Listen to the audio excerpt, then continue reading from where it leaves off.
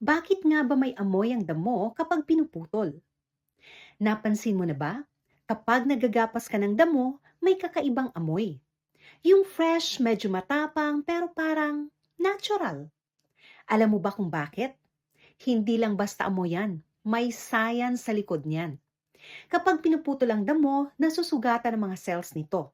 Dahil dito, naglalabas ito ng mga chemical na tinatawag na VOCs o volatile organic compounds. May specific na grupo pa nito na tinatawag na green leaf volatiles o GLVs at sila ang dahilan kung bakit may amoy ang bagong putol na damo.